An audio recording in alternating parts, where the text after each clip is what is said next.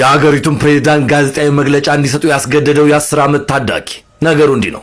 ቴሞኮ ይባላል። በቡርኪና ፋሶ እጅግ በጣም ተወዳጁ እንዲሁም ከ20 ጊዜ በላይ ግድያ ሙከራ የተደረገበት ኢብራሂም ትራዮሬ ወደ አንድ ገጠር ከተማ ብቅ ይላል።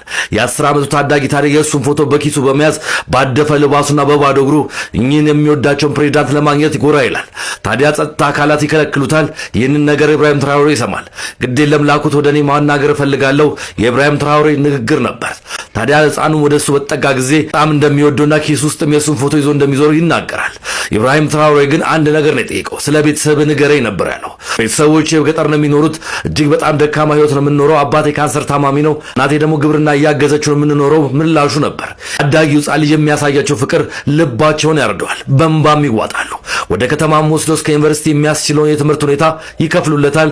ለአባትየው ምርጥ የሚባል ሆስፒታል የካንሰር ትሪትመንቱን እንዲጀምር ይፈቅዱለታል። ለእናትየው ደግሞ ዳግመኛ እንዳትራቡ በሚል የግብርና እርሻቸውን እንዲያስፋፉ እርዳታ ያደርግላቸዋል። ኢብራሂም ትራዮሬ በልባቸው ነው ሀገር የሚመሩት የአፍሪካ ተስፋ ነው የሚባልላቸው ፕሬዝዳንት በዚህ መቆም አልፈለጉም። ጋዜጠኞችን ሰብስበው ይህን ይናገራሉ። እኛ እንደ ሀገር መሪ ልጆቻችን በባዶ እግር እየሄዱ ተስፋ ብቻ ይዘው የሚጓዙ ከሆነ እንደ መሪነታችን ውድቅ ሆነናል፣ ለሀገርም ተስፋ የለንም ብለው ይናገራሉ።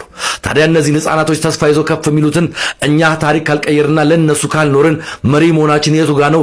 እመኑኝ ከዚህ በኋላ ምን ታሪክ እንቀይራለን? ይህ ቃሌ ነው፣ ንግግራቸው ነው። ታዳጊ ቲሞኮን የአፍሪካውያን ጋዜጠኞች እየተቀባበሉ እየተናገሩለት ይገኛሉ።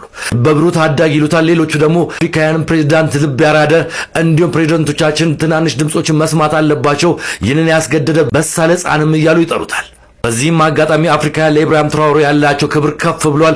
ሰሚ አገኘን፣ ትናንሽ ድምጾች የሚሰሙበት ዘመን ደርሷል፣ የአፍሪካ ተስፋ ትራዮሬ ነው ሲሉም ተደምጧል።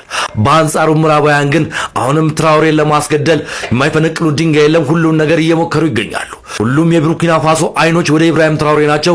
አደባባይ ወጥቶ መሪያችንን ካልጠበቅን፣ አንተ ምዕራባውያን ከሀገራችን ካልወጣችሁ፣ ቀረምባርነት ንብረታችንን ዘረፋ ካላቆማችሁ እኛ ፕሬዝዳንታችን ከመጠበቅ ወደኋላ አንልም፣ አሁንም ቃላችን ነው። ሁሌም አፍሪካ የአፍሪካውያን ነች፣ ኢነፍ እያሉ ይገኛሉ።